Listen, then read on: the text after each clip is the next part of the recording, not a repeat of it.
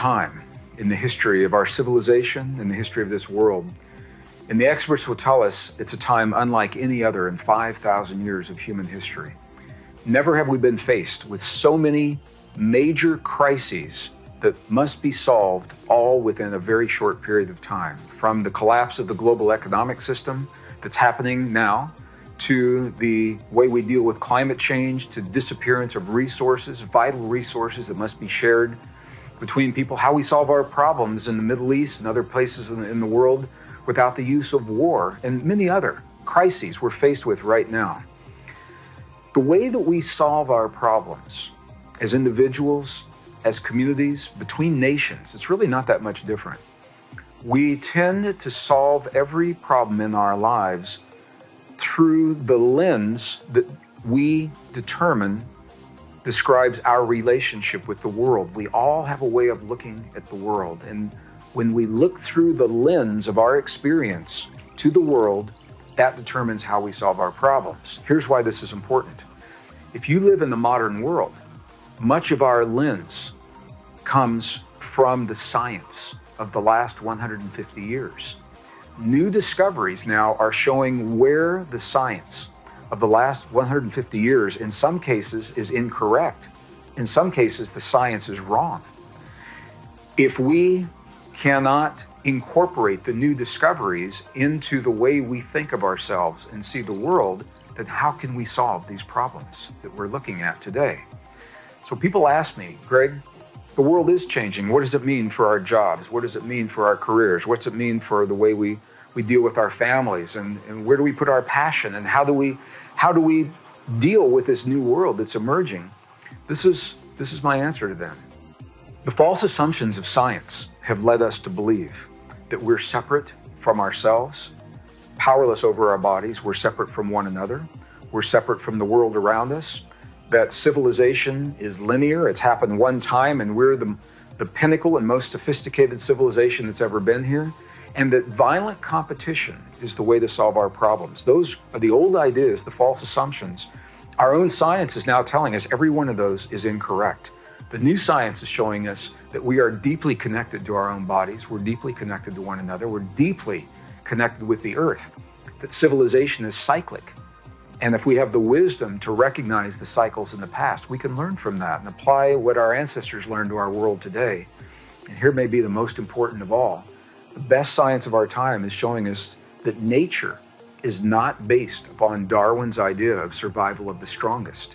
It is based upon a model that biologists call cooperation and mutual aid. Competition happens, and we've all seen it, but it happens in response to special conditions, special circumstances.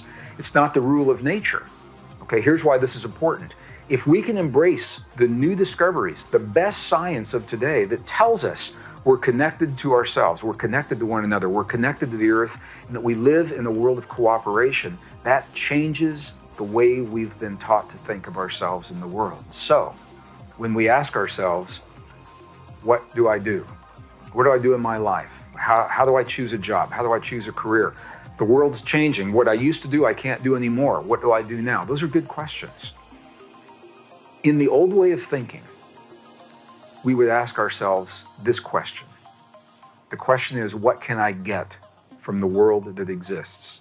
Consciously or subconsciously, that becomes a part of the way we think. What can I get from the world that exists? The new discoveries of science now give us a reason to change that question. So here's the new question. Rather than saying, what can I get from the world that exists? The question now is, what can I give? What can I share? What can I contribute? What can I offer to the world that's emerging? And the way we answer that question changes everything. The way we answer that question opens the door to new possibilities, not limited to what our degree is in or what our training is in or how much money we have. It opens the door to the possibility of where our passion may lead. Because we're not saying, how can I be rewarded? We're saying, what do I have to contribute? And by virtue of that contribution, we are rewarded in life. And it happens time and time again. So I'd like to give an example. Let me give a very clear example. I live in a rural area. My wife and I live in a rural area, a farming community in northern New Mexico in the United States. The economic collapse of 2008 hit everyone very hard in our community. A friend of mine was a builder. He built homes for people. In 2008 was the first year there were no permits, 0 permits for new homes in northern New Mexico. He said, "What am I going to do?" He said, "I am a builder." He says, "I work with my hands, I build homes, I build good homes." He said, "People don't need homes now." So he asked himself the question, what can I share with the world that's emerging? What do people need? He said, people don't need homes right now because they already have them. He said that people need to learn to grow their own food. People were learning they couldn't grow food. The winters were bad. The food was priced high. He said, I'm going to take the skills that I learned to build homes and build greenhouses, all kinds of greenhouses. He said, I'm going to build some that are small that people can put in their kitchen on their counter. I'm going to build bigger ones that you can piece together as modules. You can have as many as you want.